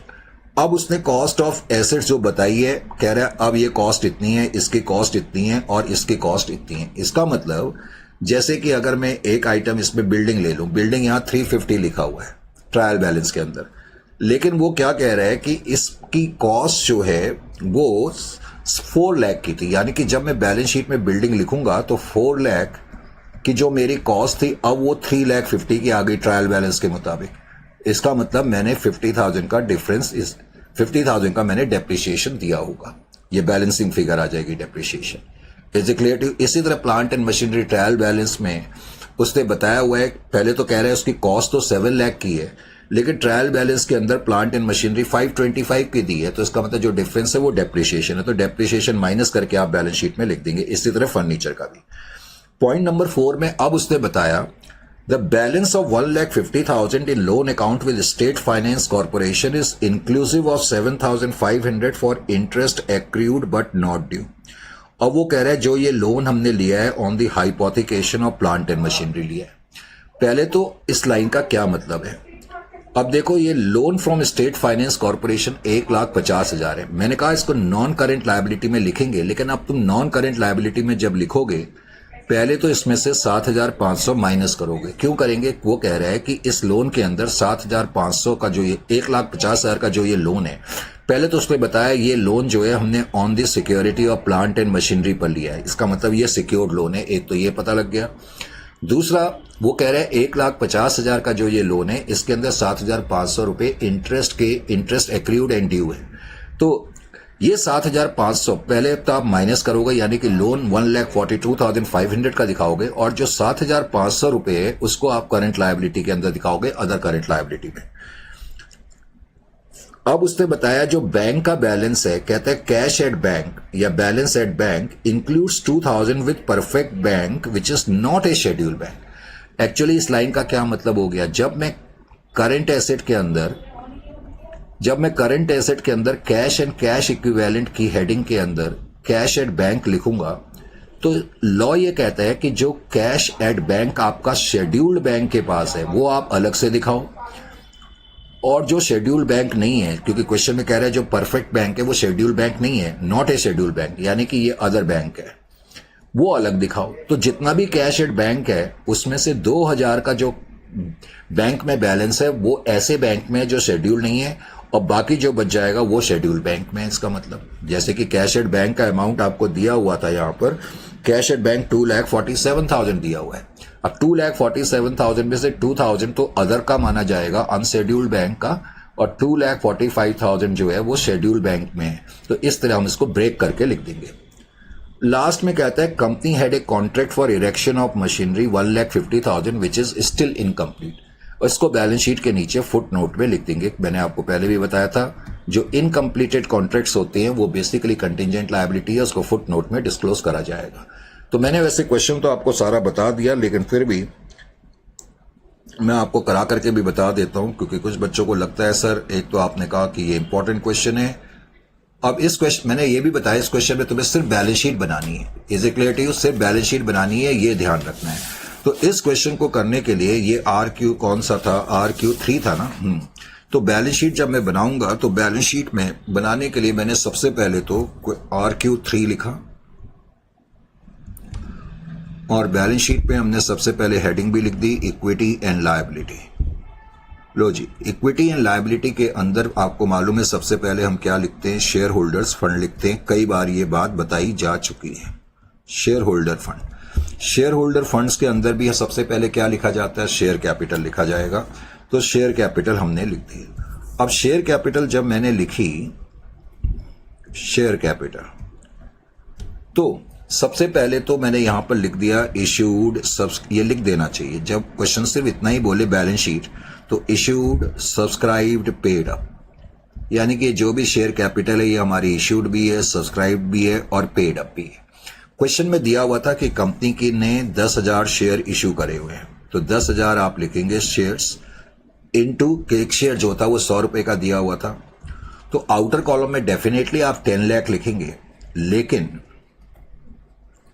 लेकिन क्वेश्चन में नीचे एक चीज लिखी हुई थी, वो कह रहा था इन 10,000 में से 2,000 शेयर ऐसे हैं जिसके खिलाफ कोई कैश नहीं मिला, तो वो आप ब्रैकेट में लिख दोगे। क्या लिखोगे, issue of 2,000 shares, issue of 2,000 shares, बस ये ब्रैकेट में लिखना है, issue of 2,000 shares for consideration other than cash, यानी कि इनके खिलाफ हमें कैश नहीं मिला, कुछ और चीजें मिली हैं, for consideration other than cash, बस ये ब्रैकेट में मेंशन करना होगा, अदर देन कैश। इस तरह से आप प्रेजेंट कर देना। लेकिन जब हम ये क्वेश्चन पढ़ रहे थे तो इसमें कॉल्स इन एरियर भी था, तो कॉल्स इन एरियर तो आपको लेस करनी पड़ेगी, तो लेस कॉल्स इन एरियर। अब कॉल्स इन एरियर का अमाउंट जो था वो क्वेश्चन में कितना था, 1,000 था, तो 1,000 रुपीज आप माइनस कर करके आउटर कॉलम में फिगर लिख देना। Is it clear to you? एक सेकेंड। तो आउटर कॉलम में मैंने लिख दिया जितना भी अब आ गया 9,99,000। इस तरीके से आप बैलेंस शीट बनाएंगे। इसी तरह से फिर अगला आइटम हम रिजर्व एंड सरप्लस लिखते हैं। अब इस क्वेश्चन में रिजर्व एंड सरप्लस के बारे में एक तो बैलेंस शीट के अंदर जनरल रिजर्व था, जनरल रिजर्व में पहले से ही बैलेंस 2,10,000 का है। अब देखो मैं एक आर्ट तुम्हें और बता रहा हूं, क्योंकि क्वेश्चन में सिर्फ बैलेंस शीट बनानी है, क्वेश्चन में हमें अब की बार प्रॉफिट एंड लॉस अकाउंट नहीं बनाना। तो स्टेटमेंट ऑफ सरप्लस जो हम अलग से बनाते हैं तुम यहीं पर बना सकते हो। पहले तो उसको लिख लो सरप्लस। सरप्लस आपको मालूम है स्टेटमेंट ऑफ सरप्लस हम अलग से बनाते हैं और उसका जो बैलेंस बच जाता है यहां लिखते हैं। तो मैंने वो सरप्लस यहीं कंप्यूट कर लिया, और तुम ऐसे कर सकते हो जैसे कि ये तुम में जो इससे पहले हमने कॉम्प्रिहेंसिव क्वेश्चंस करे थे उसमें भी कर सकते हो। जरूरी नहीं है स्टेटमेंट ऑफ सरप्लस अलग से बनाना। इसमें सबसे पहले ओपनिंग बैलेंस ऑफ P&L लिखते हैं। तो ओपनिंग बैलेंस P&L का जो ट्रायल बैलेंस के अंदर दिया हुआ था वो तुम्हें 86 कितना दिया हुआ था, 86,600 दिया हुआ था, 86,700। बिकॉज इस क्वेश्चन में स्टेटमेंट ऑफ पीएनएल तो कोई बनी नहीं है, करेक्ट। और तो कोई net profit for the period तो होने का मतलब ही नहीं है net profit for the period, क्योंकि जब हमने statement of profit and loss account ही नहीं बनाई, इसका मतलब वो ऑलरेडी बन चुकी है और वो चीज इसमें ऑलरेडी एडजस्ट हो चुकी है, इसका ये भी मतलब है। खैर फिर भी समझाने के लिए, और कोई अप्रोप्रिएशंस है नहीं, तो इसका मतलब मैं अगर स्टेटमेंट ऑफ सरप्लस बनाता भी अलग से तो उसमें 86,700 का बैलेंस आ जाता और वो मुझे यहां पर लिखना पड़ता। समझ में आ गया मैं जो कहना चाह रहा हूं? तो अब इस दोनों का तुम टोटल कर दो। अब टोटल मैंने कर दिया तो 2,96,700 में आउटर कॉलम में लिख दूंगा। उसके अलावा फिर हम इसमें नॉन करेंट लायबिलिटी के आइटम लिखते हैं। नॉन करेंट लायबिलिटी के अंदर वैसे तो अगर तुम्हें याद रहे तो लॉन्ग टर्म बोरोइंग्स लिख लेना।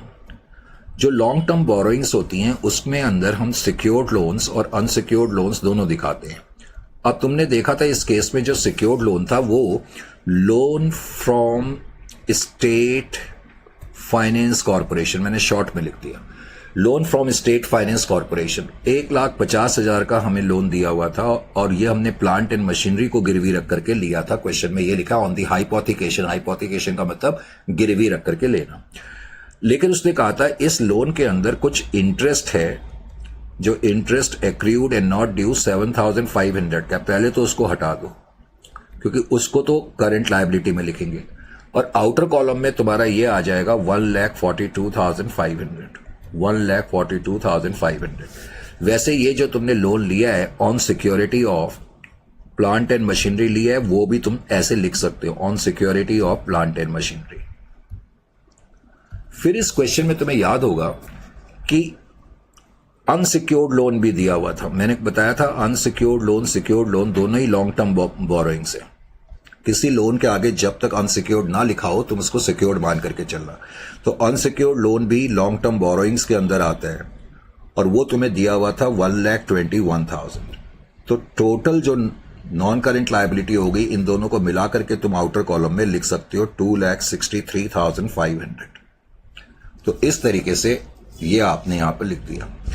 उसके अलावा फिर करंट लायबिलिटी का जहां तक सवाल है तो इस क्वेश्चन में करंट लायबिलिटी के अंदर तुम्हें याद होगा कि एक तो तुम्हें ट्रेड पेबल्स दिए हुए थे फॉर क्रेडिटर्स एंड एक्सपेंसेस जो कि 2 लाख के थे, इजंट इट?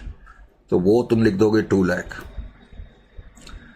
करंट लायबिलिटी जब हम लिखते हैं तो इसके अंदर हम अदर करंट लायबिलिटी भी लिखते हैं। ट्रेड पेबल्स तो है ही, other current liability, other current liability के अंदर ये जो इंटरेस्ट है वो मुझे लिखना पड़ेगा। Interest accrued but not due, interest accrued but not due, ये मुझे लिखना पड़ेगा। 7,500 ये यहां पर आ जाएगा, समझ में आया? वहां से माइनस करेंगे, यहां लिखेंगे। इस क्वेश्चन में डिविडेंड पेबल भी दिया हुआ था बैलेंस शीट के अंदर, ट्रायल के अंदर। तो डिविडेंड पेबल, ये डिविडेंड पेबल है यानी कि हमने कुछ डिविडेंड पे करा होगा या कुछ करना होगा, सॉरी, तो ये लायबिलिटी है और वो अमाउंट तुम्हें दिया हुआ था 60,000। तो अदर करंट लायबिलिटी का टोटल अमाउंट हो गया 67,500। ये तुम आउटर कॉलम में लिख दोगे। Is it clear to you? हमने नोट्स यहीं पर बना दिए। उसके अलावा क्वेश्चन में प्रोविजन फॉर टैक्स दिया हुआ था। प्रोविजन फॉर टैक्स आपको मालूम है कि वो भी करंट लायबिलिटी के अंदर हम लिखते हैं। तो करंट लायबिलिटी के अंदर हमने लिखा एक तो trade payable, other current liability और शॉर्ट टर्म प्रोविजंस। मैंने शॉर्ट फॉर्म में STP लिख दिया, शॉर्ट टर्म प्रोविजंस। तो प्रोविजन फॉर टैक्स, तो प्रोविजन फॉर टैक्स का अमाउंट 68,000 तुम्हें दिया हुआ था। तो इस तरह से तुम बैलेंस शीट अपनी बनाओगे। अब ये बैलेंस शीट के अंदर जितने भी आइटम हमने लिखे इसको तुम टैली कर लेना। जब तुम टैली करोगे तो तुम्हारा टोटल 18,94,700 के करीब आना चाहिए, लेकिन चेक कर लेना। उसके अलावा फिर हम एसेट साइड की तरफ बढ़ेंगे। मैंने कहा तुम्हें ये नोट करना होगा क्योंकि सॉल्यूशंस में थोड़ा सा क्लमजी वे में दिया हुआ है, तो इसलिए इसीलिए मैं करा रहा हूं, नहीं तो मैं डायरेक्टली रीड भी करा देता। सबसे पहले तो non current asset. Non current asset के अंदर भी property plant and equipment. Property plant and equipment के अंदर भी सबसे पहले तो टेंजिबल। जब क्वेश्चन सिर्फ बैलेंस शीट पूछे तो जहां तक हो सके बैलेंस शीट फॉर्मेट के हिसाब से आपको बनानी होगी। अब टेंजिबल एसेट पे ट्रायल बैलेंस के अंदर एक तो बिल्डिंग का अमाउंट दिया हुआ है। वैसे तो बिल्डिंग का अमाउंट 350 दिया था, लेकिन एडजस्टमेंट में उसने लिखा कि बिल्डिंग की जो कॉस्ट है वो 4 लाख की थी। तो बिल्डिंग की जो कॉस्ट यानी कि ग्रॉस अमाउंट 4 लाख था, बिकॉज आउटर कॉलम में 3,50,000 लिखा था, नीचे सॉरी ट्रायल बैलेंस के अंदर 350 लिखा था और कॉस्ट इतना लिखा है। तो इसका मतलब है इस साल हमने बिल्डिंग पे डेप्रिसिएशन प्रोविजन बनाया होगा 50,000 का, इसीलिए बिल्डिंग जो है 350 की नजर आ रही है।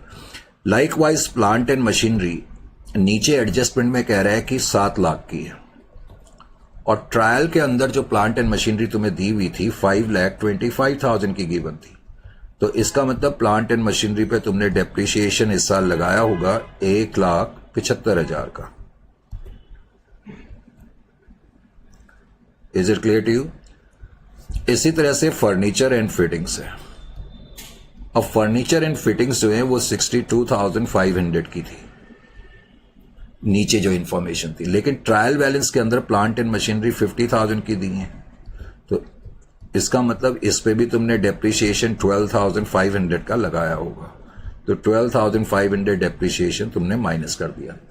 तो ये जितने भी आपके नॉन करंट एसेट है, आप चाहो तो इनका टोटल कर करके आउटर कॉलम में लिख सकते हो, नहीं तो डायरेक्टली आउटर कॉलम में लिख लेना।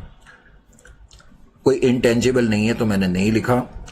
करंट एसेट, अब करंट एसेट के अंदर एक तो इन्वेंट्री इस क्वेश्चन में दी थी, लेकिन आपको याद होगा इन्वेंट्री उसने रॉ मटेरियल की भी दी हुई है और फिनिश्ड गुड्स की भी दी हुई है। तो इन्वेंट्री ऑफ रॉ मटेरियल की इन्वेंट्री 50,000 है। एक्ट कहता है कि दो इन्वेंट्री को अलग अलग दिखाना पड़ता है, raw material, work in progress और फिनिश्ड गुड्स की। तो रॉ मटेरियल की गिवन है, फिनिश्ड गुड्स की गिवन है 2 लाख की।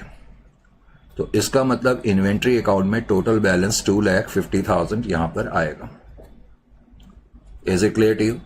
इसी तरह से उसके बाद फिर तुम्हें ट्रेड रिसीवेबल दिया था। तो मेन पॉइंट जो मैंने आपको बताया था कि लॉ ये कहता है कि जो ट्रेड रिसीवेबल है उनको आपको दिखाना पड़ेगा इस तरीके से, आउटस्टैंडिंग या due for more than 6 months. जो 6 महीने से ज्यादा के लिए ड्यू हैं उनको अलग से आप दिखाएंगे और अदर को अलग से दिखाएंगे। तो उसने नीचे लिखा था कि जितने भी आपके डेटर्स हैं 52 जितने भी डेटर्स हैं जो कि ट्रायल में 2 लाख के गिवन है, उसमें से 52,000 के डेटर्स जो हैं वो due for more than 6 months हैं। तो इसका मतलब जो बैलेंस बच जाएगा उसको हम अदर लिख देते हैं। अदर का मतलब है ऐसा अमाउंट डेटर से जो कि 6 महीने से कम के लिए ड्यू है। तो इस तरह से आप ट्रेड रिसीवेबल को दिखाएंगे। फिर इस क्वेश्चन में हम अगला आइटम करंट एसेट में जो लिखते हैं कैश एंड कैश इक्विवेलेंट लिखते हैं। कैश एंड कैश इक्विवेलेंट के बारे में इंफॉर्मेशन ये थी कि एक तो जो कैश एट बैंक था, वैसे तो ट्रायल बैलेंस के अंदर 2,47,000 का तुम्हें दिया हुआ है, इजंट इट? हमने जब पढ़ा था 2,47,000 आएगा तो 247 ही, लेकिन उसने नीचे बताया कि जो कैश एट बैंक है उसमें से 2,000 का कैश एक ऐसे बैंक में जो शेड्यूल्ड बैंक नहीं है। तो उसको, जो शेड्यूल्ड बैंक नहीं है उसको हम अदर लिख देते हैं, यानी कि cash at bank other bank में तो 2,000 का है और जो शेड्यूल्ड बैंक है उसमें 2,45,000 का पड़ा होगा। तो 2,47,000। फिर करंट एसेट की हेडिंग के अंदर ये आइटम तो लिखते हैं, फिर हम एडवांसेस भी लिखते हैं जिसको हम short term loans and advances, मैंने शॉर्ट फॉर्म में लिख दिया short term loans and advances.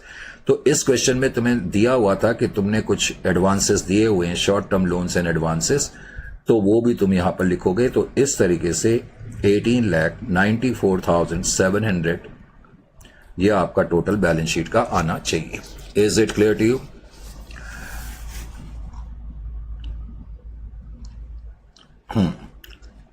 तो मुझे उम्मीद है कि ये क्वेश्चंस में आपको अब मजा आ रहा होगा और आपको लग रहा होगा कि सर हम जिस बच्चे ने भी ये कहा अच्छा कहा, क्योंकि ये क्वेश्चंस हमें मजा भी आ रहा है। तो चलो ठीक है, पास्ट में आए हुए क्वेश्चंस में बच्चों को ज्यादा मजा ही आता है वैसे भी।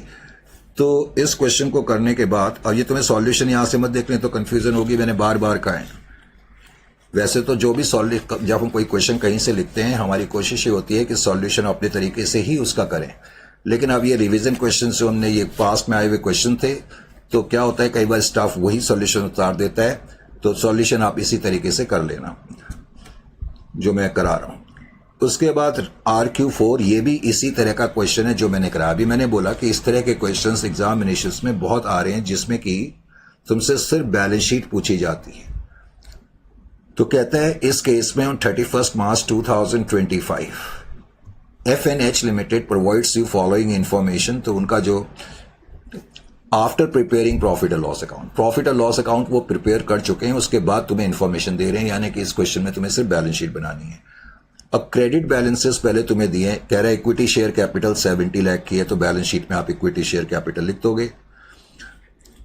अब जैसे कि इस क्वेश्चन में भी नीचे वही इंफॉर्मेशन है, मैंने कहा ना पिछले क्वेश्चन की तरह है। वो कह रहा है जो इक्विटी शेयर कैपिटल है उसमें 4,20,000 fully paid equity shares were allotted as consideration for land and building. इसका मतलब है ये 4,20,000 ऐसे शेयर हैं जिसके खिलाफ हमने कोई लैंड खरीदी होगी। तो इसका मतलब इतने शेयर्स के खिलाफ हमें कैश नहीं मिला। तो जब तुम शेयर कैपिटल लिखोगे तो ब्रैकेट में वही चीज लिख दोगे जो मैंने पिछले क्वेश्चन में लिखी थी। पहले तो equity share capital 70 lakh issued subscribe, bracket में लिख देना including 4,20,000 shares issued for consideration other than cash. General reserve आपको मालूम है रिजर्व एंड सरप्लस के अंदर हमें लिखना होता है। Loan from state finance corporation अभी मैंने बताया था नॉन करंट लायबिलिटी के अंदर आप लिखेंगे और सिक्योर्ड लोन की हेडिंग के अंदर लिखेंगे। और इसमें भी पिछले क्वेश्चन की तरह उसने इंफॉर्मेशन दी है। वो कह रहा है जो लोन है इसके बारे में यहां पर इंफॉर्मेशन है। वो कह रहा है नहीं, ये तो अनसिक्योर्ड लोन के बारे में इस क्वेश्चन में नहीं है क्या कोई information. The amount of balance with bank is 18,000, ठीक है, which is not a schedule bank, ये तो हम कर लेंगे। Unsecured loan includes 2 lakh from bank and 1 lakh from related party. अच्छा, अब की बार क्या है कि इसके आगे ये नहीं लिखा स्टेट फाइनेंस कॉर्पोरेशन से रिलेटेड। अब की बार कोई इंफॉर्मेशन तो नहीं नजर आ रही है। चलो कोई बात नहीं, अगर नहीं नजर आ रही है तो फिर हम ये सीधा इतना ही अमाउंट पूरा का पूरा लिख देंगे। Is it clear to you?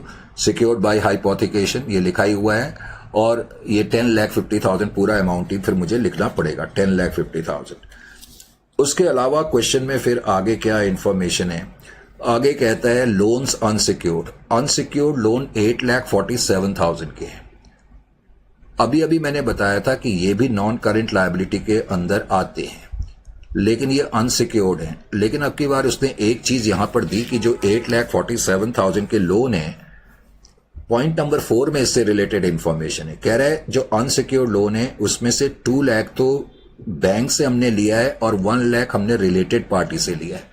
तो सिंपल वर्ड्स में है तो ये लोन का अमाउंट 8,47,000, इसको तुम्हें ब्रेक करके दिखाना पड़ेगा। वो कह रहा है कि ये जो लोन है इसमें से कुछ तो तुमने बैंक से लिया है, कुछ तुमने रिलेटेड पार्टी से लिया है, तो जो बच गया वो अनसिक्योर्ड है, लेकिन जो बाकी लोन है वो भी अनसिक्योर्ड में ही आएंगे। ठीक है, इसको मुझे ब्रेक करके लिखना पड़ेगा। कैसे लिखेंगे ये मैं भी आपको बताता हूं।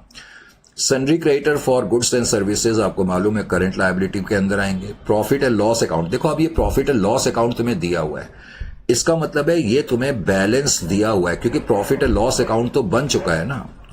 अगर प्रॉफिट एंड लॉस अकाउंट बन चुका है तो इसका मतलब ये balance of statement of surplus है, तो इसको तुम सीधा रिजर्व एंड सरप्लस के अंदर लिख देना 7 लाख।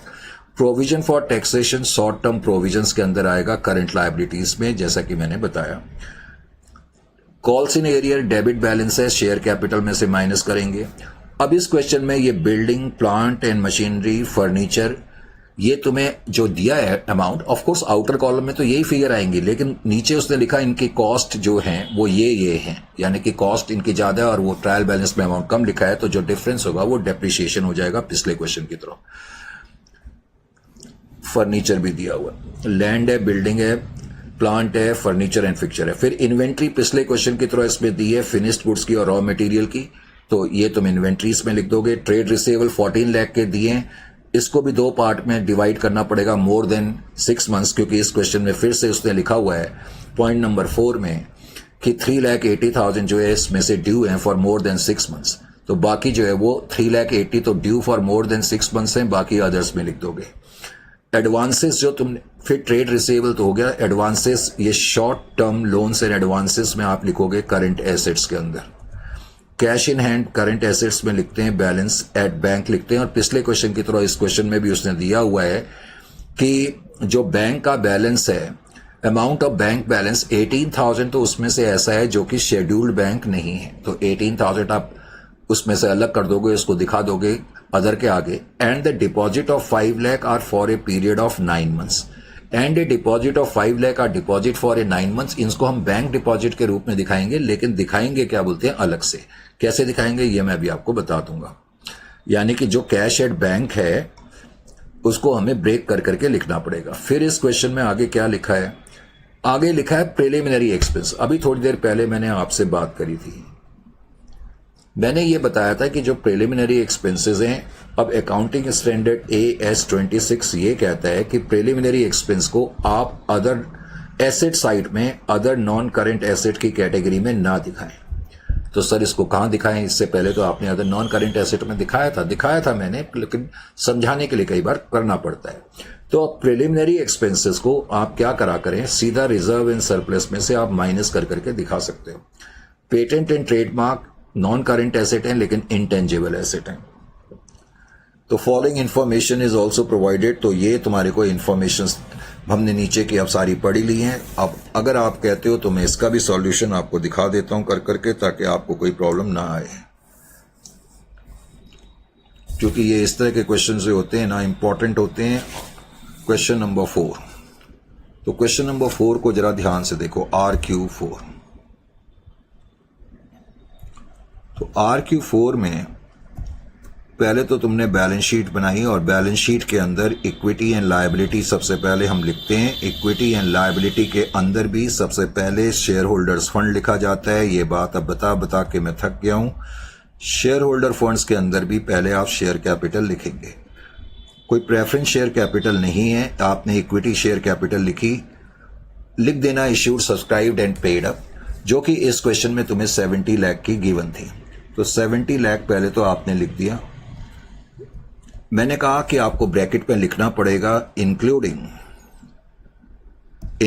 4,20,000 शेयर्स जो थे, उसने नीचे दिया हुआ था कि 4,20,000 के शेयर हमने इश्यू करे हैं लैंड खरीदने के लिए, यानी कि उसके अगेंस्ट हमें कैश नहीं मिला। Including 4,20,000 shares issued for consideration other than cash, for consideration other than cash, for consideration other than cash.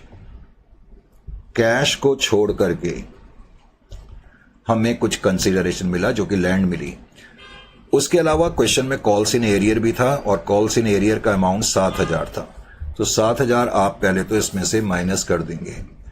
Outer column में इसका मतलब आपका अमाउंट आ जाएगा 69,93,000। आउटर कॉलम में आप इतना अमाउंट लिखेंगे। Is it clear to you?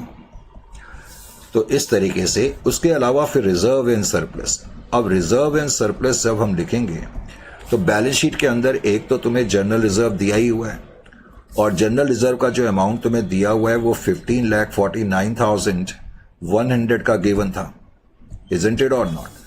और फिर मैंने ये बताया था कि नीचे तुम्हें दिया हुआ था अब नीचे वैसे तो प्रॉफिट एंड लॉस अकाउंट दिया हुआ है, इसका मतलब वो सरप्लस है। मैंने इस तरह से लिख देता हूं, इसका मतलब वो सरप्लस का बैलेंस है, क्योंकि प्रॉफिट एंड लॉस अकाउंट बन चुका है। तो पीएनएल के आगे जो बैलेंस होगा इसका मतलब वो सरप्लस का बैलेंस है। अब वो सरप्लस का बैलेंस तुम्हें दिया हुआ है 7 लाख। अब जो मैं तुम्हें पॉइंट बता रहा था कि प्रिलिमिनरी एक्सपेंसेस, देखो मैं मना नहीं कर रहा, तुम दिखाओ तो नॉन करंट एसेट में अभी भी दिखा सकते हो, लेकिन अब बेटर ट्रीटमेंट है कि प्रिलिमिनरी एक्सपेंसेस को अगर ट्रायल के अंदर नजर आए तो तुम बेटर है रिजर्व एंड सरप्लस में से माइनस कर देना, क्योंकि अकाउंटिंग स्टैंडर्ड यही कहता है। और चाहो तो यहां ब्रैकेट में भी लिख दो एज पर AS 26। Is it clear to you? तो प्रिलिमिनरी एक्सपेंसेस हमने रिजर्व एंड सरप्लस में से माइनस कर करके reserve and surplus outer column में 21,56,000 लिख दिए। उसके अलावा फिर इस क्वेश्चन में आपके ये तो बी था। फिर इस क्वेश्चन में इसके अलावा नॉन करंट लायबिलिटी थी। अब नॉन करंट लायबिलिटी के अंदर इस क्वेश्चन में पहले तो लॉन्ग टर्म बोरोइंग्स मैंने कहा लिख सको तो बहुत अच्छी बात है, फिर सिक्योर्ड। अब सिक्योर्ड हमने लिखा, अब सिक्योर्ड जो हमने लिखा तो उसने लिखा loan from state finance corporation जो है, loan from state finance corporation. Loan from state finance corporation तुम्हें 10,50,000 का गिवन था, 10,50,000 का गिवन था, इजंट इट और नॉट? ये loan from state finance corporation. उसके अलावा तुम्हें क्वेश्चन में अनसिक्योर्ड लोन तुम लिखोगे, अनसिक्योर्ड लोन।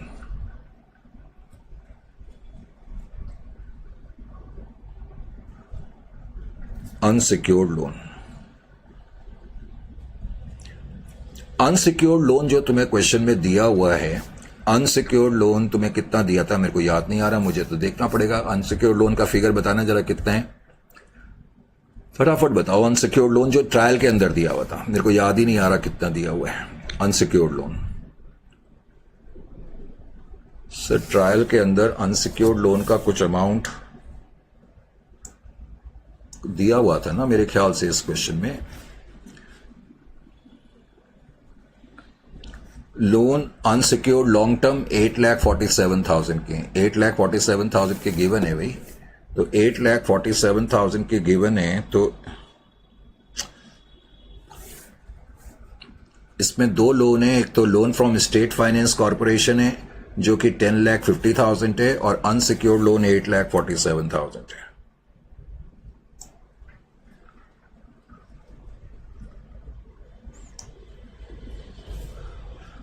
अनसिक्योर्ड लोन 8,47,000 जो है,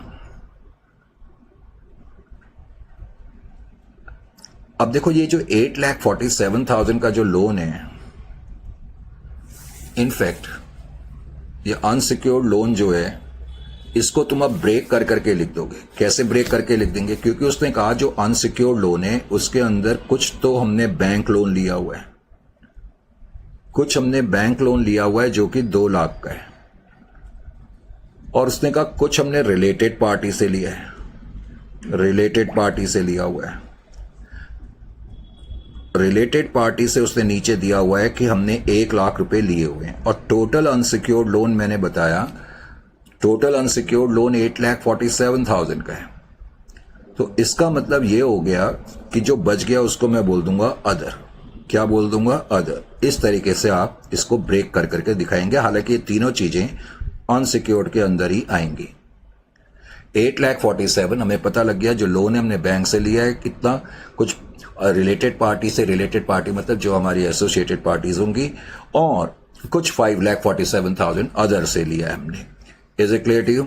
फिर इस क्वेश्चन में करंट लायबिलिटी की तरफ आएंगे, तो करंट लायबिलिटी के अंदर एक तो आपके ट्रेड पेबल्स हम लिखते ही हैं, और ट्रेड पेबल्स का अमाउंट उसने जो दिया हुआ था 14 लाख का दिया हुआ है, तो ट्रेड पेबल तो आप सीधा आउटर कॉलम में लिख सकते हैं 14 लाख।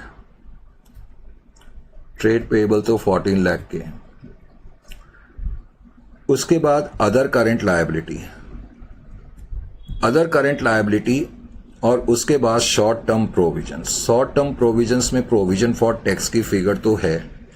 अब प्रोविजन फॉर टैक्स जो तुम्हें दिया हुआ था, प्रोविजन फॉर टैक्स का अमाउंट कितना दिया है जरा ये भी देखना पड़ेगा, क्योंकि फिगर्स बड़ी क्लमजी है ना, इसमें फिगर्स बड़ी क्लमजी दी हुई हैं।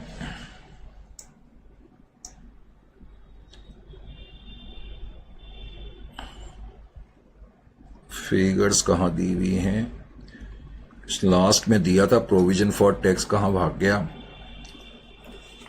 Provision for tax, provision for tax है नहीं क्या?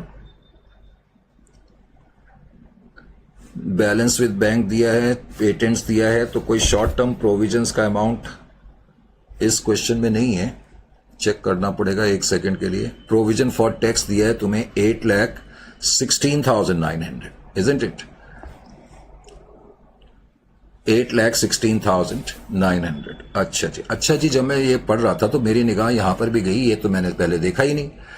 Loan from state finance corporation की जब मैं चर्चा कर रहा था तो तुम्हें ये तो दिया हुआ है 10,50,000, लेकिन चुपके से उसने बैलेंस शीट में क्या लिख दिया, देखो, secured by hypothecation of plant and machinery. ठीक है, मैंने प्लांट एंड मशीनरी से ये लोन गिरवी रख करके लिया है 10,50,000। अब कह रहा है repayable with in 1 year 2 lakh, यानी कि इस लोन के अंदर जो 10,50,000 का लोन है, इस 10,50,000 के अंदर 2 लाख रुपीस ऐसे हैं जो 1 साल के अंदर अंदर पे करने हैं। और मैंने अभी थोड़े दिन पहले ही आपको, कल ही हमने केस स्टडीज भी करी थी, मैंने बताया था कि कोई भी अमाउंट लॉन्ग टर्म लोन का अगर 1 साल के अंदर पे करना होगा तो फिर उसको तो करंट लायबिलिटी में दिखाएंगे। तो इसका मतलब अच्छा हुआ कि हमने ये चीजें चेक कर ली। तो कई बार इतने क्लमजी फिगर्स याद नहीं रहते हैं, ये भी बहुत बड़ी बात है कि मुझे इतनी फिगर्स याद हैं। एक तो मैं ये बता रहा था प्रोविजन फॉर टैक्स, जिसके की फिगर मुझे याद नहीं थी और मैंने चेक कर करके लिखा था, तो 8,16,900 ये तो मैंने यहां लिख दी। और अब मुझे जो उस वक्त डाउट हो रहा था loan from state finance corporation में, क्योंकि जनरली इसके बारे में कुछ इंफॉर्मेशन दी रहती है। पहले तो ये loan from state finance corporation on the security of plant and machinery है, मैंने ब्रैकेट में वो भी लिख दिया। अब मैंने इसमें से पहले तो 2 लाख रुपए माइनस कर दिए, क्योंकि 2 लाख रुपए जो है वो करंट लायबिलिटी में आएंगे। तो आउटर कॉलम में अनसिक्योर्ड लोन का अमाउंट जो आ जाएगा आउटर कॉलम में, या चलो 8,50,000 कर देता हूं इसको, 8,50,000। तो अब मैं 8,50,000 जो सिक्योर्ड लोन है और 8,47,000, ये चाहो तो इन दोनों को तुम आउटर कॉलम में भी लिख सकते हो, या मिला करके लिखना है तो मिला करके भी लिख सकते हो। चलो आउटर कॉलम में ही लिख देते हैं, अब टैली करने में कौन टाइम लगाए। तो 8,50,000 मैंने आउटर कॉलम में लिख दिया और 8,47,000 भी मैं आउटर कॉलम में लिख देता हूं। ठीक है, तुम चाहो तो मिला करके भी लिख सकते हो। अच्छा जी, अब जो ये 2 लाख रुपीस हैं ये अदर करंट लायबिलिटी में आएंगे। वैसे अदर करंट लायबिलिटी में क्या लिखेंगे, आपको याद है कल मैंने एक केस स्टडी करी थी, इसको बोलते हैं current maturity of long term loan. Current maturity of long term loan, तो 2 लाख रुपए ये भी आपको लिखने पड़ेंगे। तो इस तरीके से फिर आपकी बैलेंस शीट का जो टोटल है वो 13262,900 आएगा। Is it clear? Asset side में उतनी मुश्किल नहीं होती, लेकिन फिर भी एसेट साइड,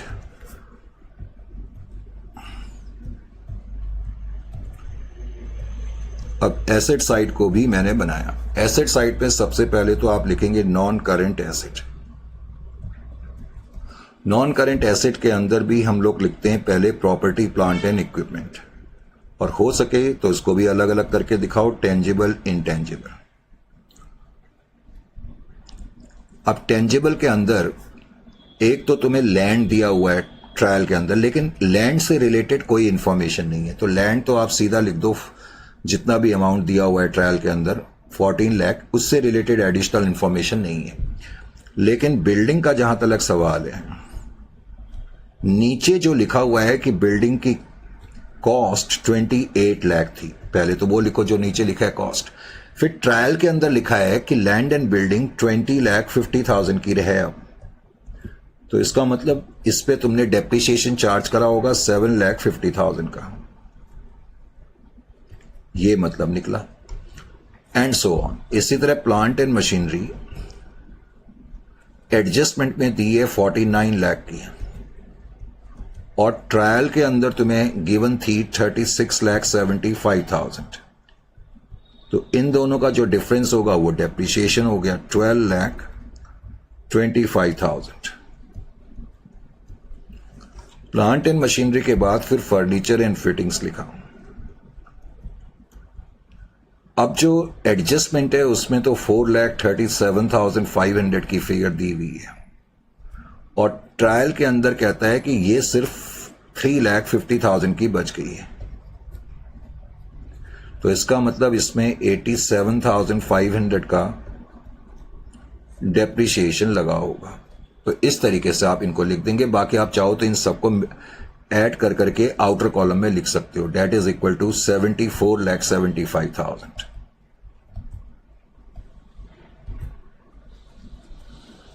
उसके अलावा इंटेंजिबल भी इस केस में लिखने पड़ेंगे, क्योंकि पेटेंट एंड ट्रेडमार्क क्वेश्चन में गिवन थे, तो इंटेंजिबल के अंदर पेटेंट्स एंड ट्रेडमार्क्स आपको शो करने पड़ेंगे, जो कि इस क्वेश्चन में दिए। पेटेंट्स एंड ट्रेडमार्क्स 4 लाख रुपए के गिवन है। फिर इस क्वेश्चन में करंट एसेट्स आप लिखेंगे। अब करंट एसेट्स के अंदर एक तो इन्वेंट्री हमें लिखनी होती है, और जैसा कि पिछले 2-3 क्वेश्चन से मैं बता रहा हूं, इन्वेंट्रीज जो हैं अलग अलग करके आपको दिखानी पड़ेंगी। रॉ मटेरियल 3,50,000 की इन्वेंट्री है रॉ मटेरियल की, और फिनिश्ड गुड्स की उसने कहा 14 लाख की है, तो टोटल जो है 17,50,000 आप आउटर कॉलम में दिखा देंगे। 17,50,000। Is it clear to you?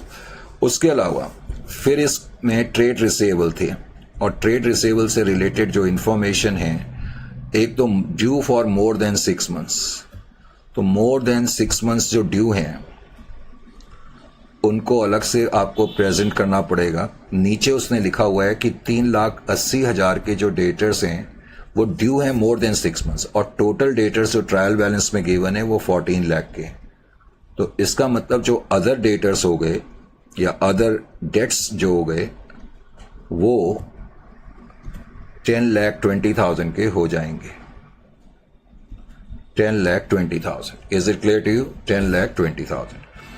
उसके अलावा फिर cash and cash equivalent. Cash and cash equivalent के अंदर तुम्हें कैश एट बैंक लिखा हुआ था।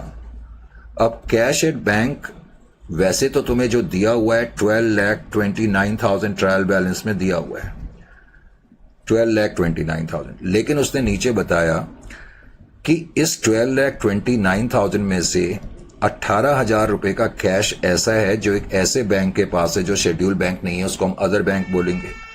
इसका मतलब शेड्यूल बैंक के पास 12,29,000 में से मैं 18 माइनस कर दूं तो 12,11,000, 12,11,000 शेड्यूल बैंक के पास है।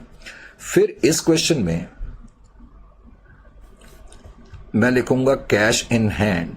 अब कैश इन हैंड तो 2,10,000 का है, और ये बैंक डिपॉजिट्स जो दिए हुए थे हमें ट्रायल बैलेंस के अंदर वो भी कैश एंड कैश इक्विवेलेंट्स में आएंगे। Bank deposits for a period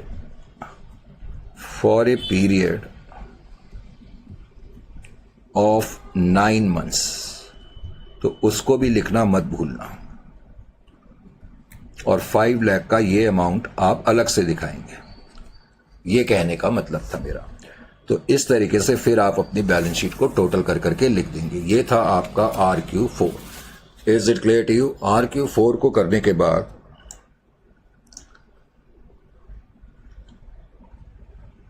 RQ5 भी बिल्कुल सेम क्वेश्चन है। अब इसमें आपको प्रॉब्लम नहीं होनी चाहिए, ये क्वेश्चन आप कर सकते हैं। इक्विटी शेयर कैपिटल 50 लाख की है, कॉल सिनेरियर माइनस कर देना। लैंड एंड बिल्डिंग से रिलेटेड वही इंफॉर्मेशन है जो अभी तक हम कर रहे थे, तो ये आपको कर लेनी चाहिए, ठीक है। उसके अलावा general reserve, reserve and surplus में आप लिख देंगे। Loan from state finance corporation है, उससे रिलेटेड वही इंफॉर्मेशन है। इसमें भी यहां लिखा है the balance of 750 in loan account with state finance corporation is inclusive of 37,500। तो ये जो 37,500 है ये loan from state finance corporation में से पहले तो माइनस कर देना, और करंट लायबिलिटी के अंदर, बल्कि अदर करंट लायबिलिटी के अंदर दिखा देना, जैसा कि हम कर रहे थे। यानी कि इससे रिलेटेड इंफॉर्मेशन है। इन्वेंट्री बस आपको करंट एसेट के अंदर दिखा देनी है। प्रोविजन फॉर टैक्स आपको करंट लायबिलिटी के अंदर शॉर्ट टर्म प्रोविजंस में दिखा देना है, करेक्ट। ट्रेड रिसेबल 10 लाख का है, इसको आपको 2 पार्ट्स में डिवाइड कर देना है, more than 6 months and others में। तो वो नीचे इंफॉर्मेशन दी हुई है इसके बारे में भी कि वो कहता है 2,60,000 के डेटर्स जो हैं मोर देन 6 मंथ्स के लिए ड्यू हैं। Short term advances current asset की हेडिंग के अंदर आएंगे, लेकिन short term loans and advances की सब हेडिंग के अंदर आएंगे। प्रॉफिट एंड लॉस अकाउंट आप रिजर्व एंड सरप्लस में लिख देना, क्योंकि आपको सिर्फ बैलेंस शीट बनानी है, तो तब आपको कोई स्टेटमेंट ऑफ सरप्लस अलग से बनाने की जरूरत नहीं है। कैश इन हैंड आप जब लिखोगे तो करंट एसेट्स के अंदर लिखेंगे, और कैश एट बैंक 1235 है, इसमें भी कोई वही इंफॉर्मेशन है कि balance at bank include 10,000 with omega bank which is not a scheduled bank. तो ये अब आपको करना आता है, यानी कि जो कैश एट बैंक है इससे रिलेटेड इंफॉर्मेशन है, इसको तुम्हें शेड्यूल्ड और अदर में बांटना पड़ेगा। ये तुम कर सकते हो। अनसिक्योर्ड लोन्स, ये भी हम नॉन करेंट लायबिलिटी के अंदर दिखाएंगे। अनसिक्योर्ड लोन से रिलेटेड कोई इंफॉर्मेशन नहीं है। ट्रेड पेएबल करंट लायबिलिटी के अंदर दिखाएंगे। लोन फ्रॉम रिलेटेड पार्टी जो है वो भी तुम नॉन करंट लायबिलिटी के अंदर दिखा देना। करेक्ट। तो इस क्वेश्चन में और कुछ नहीं है। अच्छा, इसमें नीचे की इंफॉर्मेशन में इक्विटी शेयर कैपिटल में जब तुम लिखोगे तो ब्रैकेट में उसी तरीके से लिखोगे 10,000 equity shares were issued for consideration other than cash. फिर कहते हैं ट्रेड रिसीवेबल जो है 2,60,000 के ड्यू है मोर देन 6 मंथ्स। ड्यू है मोर देन 6 मंथ्स, वो तो तुम कर लोगे। और ये एसेट की कॉस्ट दी हुई है, तो जो ये कॉस्ट दी है इसमें से जो ट्रायल बैलेंस के आइटम्स हैं, ये जो कॉस्ट गिवन है इसमें से ट्रायल बैलेंस के आइटम तुम माइनस कर करके डेप्रिसिएशन निकाल लोगे, यानी कि आउटर कॉलम में यही अमाउंट्स आने चाहिए। फोर्थ मैंने बताई दिया, फिफ्थ मैंने बताई दिया। सिक्स्थ में कहता है transfer 20,000 to general reserve. 20,000 general reserve में ट्रांसफर करना है। तो रिजर्व एंड सरप्लस, देखो अगर मैं स्टेटमेंट ऑफ पीएनएल बना रहा होता तो मैंने स्टेटमेंट ऑफ सरप्लस भी बनाई होती और उसमें यह लिखा होता जनरल रिजर्व 20,000। करेक्ट। लेकिन प्रॉब्लम क्या है कि स्टेटमेंट ऑफ पीएनएल और ये तो बन चुके हैं ना, तो ध्यान क्या रखना है, क्योंकि ये तो अब बन चुके हैं, तुम्हें सिर्फ बैलेंस शीट बनानी है। तो ये 20,000 रुपीज तुम जनरल रिजर्व में ऐड कर दोगे। जनरल रिजर्व में एक तो पहले से ही बैलेंस था आपका, ठीक है। जनरल रिजर्व का अमाउंट कहीं क्वेश्चन में दिया था उस वक्त, ये जनरल रिजर्व तो एक तो पहले से ही गिवन है, और इसमें जो तुमने ट्रांसफर करा 20,000 वो ऐड कर देना, तो रिजर्व्स में ये बैलेंस आपका आ जाएगा। Is it clear to you? तो इस क्वेश्चन को करा जा सकता है। इस क्वेश्चन को करने के बाद क्वेश्चन नंबर जो ये है ये मैं ऑलरेडी करा चुका हूं। आपको याद होगा ये क्वेश्चन हमने ऑलरेडी पहले ही कर लिया है, हालांकि उसमें नाम कुछ और था। इस क्वेश्चन को आप खुद कर लेना। इस क्वेश्चन में भी एक तो एडजस्टेड परचेजेस है। आपको याद होगा ये वही क्वेश्चन है जिसमें नीचे लिखा था closing stock is more than opening stock. हालांकि मेरी एडवाइस ये है कि तुम्हें टाइम वेस्ट करने की जरूरत नहीं है। तुम इसमें क्या करना, हालांकि जब मैंने क्वेश्चन कराया था तो मैंने उस वक्त तुम्हें, इससे पहले जो मैंने क्वेश्चन कराया था यही क्वेश्चन, तो मैंने तुम्हें एडजस्टेड परचेजेस बताया था। एडजस्टेड परचेजेस जो हैं इस केस में 4,20,000 है। तो एडजस्टेड परचेजेस 4,20,000 है। मैंने बताया था adjusted purchase is equal to opening stock plus purchases minus closing stock. अब वो कहता है कि जो क्लोजिंग स्टॉक है more than opening stock by 1,60,000 है। अब पहले तो क्लोजिंग स्टॉक जो तुम्हें दिया हुआ है क्वेश्चन में, यहां पर दिया है 1,80,000 का है। अब क्लोजिंग स्टॉक 1,80,000 का है और कह रहा है कि ये ओपनिंग स्टॉक से 1,60,000 से ज्यादा है, तो उसका मतलब ओपनिंग स्टॉक 20,000 का रहा होगा। तो अब अगर मैं इनको ये बैलेंसिंग फिगर निकालूं तो परचेजेस की फिगर मेरी निकल आएगी। परचेजेस की फिगर कैसे निकल आएगी, 4,20,000 है, उसमें से 20 माइनस कर दो, 4 लाख बच गया। तो तुम्हारी ये जो फिगर आ जाएगी, जस्ट एक सेकंड के लिए, 4,20,000 प्लस 180, 420 प्लस 180 माइनस 20 कर दें तो तुम्हें पता लग गया कि तुम्हारी परचेजेस 5,80,000 की है। अब मैंने अभी तुम्हें एक ऐसा ही क्वेश्चन और कराया था मैंने। अब तुम चाहो तो तुम्हारे पास दो अल्टरनेटिव हैं। जब मैं स्टेटमेंट ऑफ पीएनएल बनाता हूं तो एक तो मैं ऐसे दिखा सकता हूं, कॉस्ट ऑफ परचेजेस, जो भी ये अमाउंट निकलेगा परचेजेस का मैंने निकाल दिया, कॉस्ट ऑफ परचेजेस में लिख दूंगा 5,80,000। एक तो मैं ऐसे शो कर सकता हूं क्योंकि अब मैंने ये परचेजेस लिखा, और फिर मैं changes in inventories, changes in inventories जब मैं लिखूंगा तो क्लोजिंग स्टॉक जो है मेरा 1,80,000 का है और ओपनिंग स्टॉक 20,000 का है, तो ये पॉजिटिव फिगर आ रही है तो नेगेटिव करके 160 में लिखूंगा। यानी कि तुमने देखा स्टेटमेंट ऑफ पीएनएल में मैंने 580, अल्टीमेटली जो लिखा 580 और 160, इनका डिफरेंस में देखूं तो वो 420 आएगा। एक तो आप ऐसे शो कर सकते हो या फिर आप सीधा ऐसे लिख सकते हो, आप सीधा एडजस्टेड परचेजेस लिख लो बस। एडजस्टेड परचेजेस 4,20,000 लिख लो और चेंजेस इन इन्वेंट्री को लिखो ही नहीं। चेंजेस इन इन्वेंट्री आपको लिखने की जरूरत ही नहीं है। समझ में आ गया? Is it clear to you? इन दोनों में से आपको जो तरीका पसंद हो उस तरीके से आप स्टेटमेंट ऑफ पीएनएल में लिख सकते हो। तो ये क्वेश्चन मैंने कराया हुआ है। डेटर्स के खिलाफ प्रोविजन बनाना है। आपको मालूम है कि 4% डेटर्स का आप कंप्यूट कर लेना और प्रोविजन जो है वो अदर एक्सपेंस में आता है। Make a provision income tax ये तुम कर लोगे। डेप्रिसिएशन एक्सपेंस ये वही क्वेश्चन है, बस में फिगर डबल है। जो डेप्रिसिएशन है वो ऑलरेडी तुम्हें यहां पर दिया हुआ है। डेप्रिसिएशन 40,000 है। जब तुम डेप्रिसिएशन में लिखोगे तो इस 40,000 को ब्रेक कर करके लिख दोगे कि इसमें 16,000 बिल्डिंग पर है और 24,000 मशीनरी पर है, और कुछ करने की जरूरत नहीं है। फिर डायरेक्टर ने 25% जो है डिविडेंड के लिए ट्रांसफर करा। इसका कोई ट्रीटमेंट नहीं होगा, नो ट्रीटमेंट। इसका कोई ट्रीटमेंट करने की जरूरत नहीं है। लेकिन 10% हमने जनरल रिजर्व में ट्रांसफर करा। ये 10% किसका ट्रांसफर करा? जब तुम स्टेटमेंट ऑफ सरप्लस बनाओगे, स्टेटमेंट ऑफ सरप्लस बनाओगे, उसमें तुम ओपनिंग बैलेंस पीएनएल का जो भी लिखा होगा वो लिखोगे, प्लस जो तुम्हारा नेट प्रॉफिट करंट ईयर का होगा, net profit of current year. तो फिर तुम जनरल रिजर्व लिखना। लेकिन ये 10% जब तुम बनाओगे तो इस वाले का बनाना, जो करंट ईयर का नेट प्रॉफिट है उसका 10% जनरल रिजर्व में ट्रांसफर होगा, और उसके बाद जो बैलेंस बचेगा वो बैलेंस कैरी डाउन आप रिजर्व इन सरप्लस में लिखेंगे। Bills discounted but not yet matured मैंने बताया था, ये फुट नोट में आएगा कंटिंजेंट लायबिलिटी के रूप में। इसका और कोई ट्रीटमेंट नहीं है। तो ये क्वेश्चन मैंने पहले भी कराया हुआ है, तो इस क्वेश्चन को करने में तुम्हें कोई प्रॉब्लम नहीं होनी चाहिए। Is it clear to you और नॉट? तो इसको करा जा सकता है। तो ये सारे क्वेश्चन जो पास्ट में थे वो भी मैंने आपको सारे करा दिए हैं। उम्मीद है कि अब ये चैप्टर आपको कॉम्प्रिहेंसिवली बिना किसी डाउट के, अब बिना किसी तरह के शंका के समझ में आ जाना चाहिए। ठीक है, तो मिलते हैं फिर आपसे नेक्स्ट सेशन में किसी नए सेशन के साथ और नए चैप्टर के साथ। So till then time to say good bye.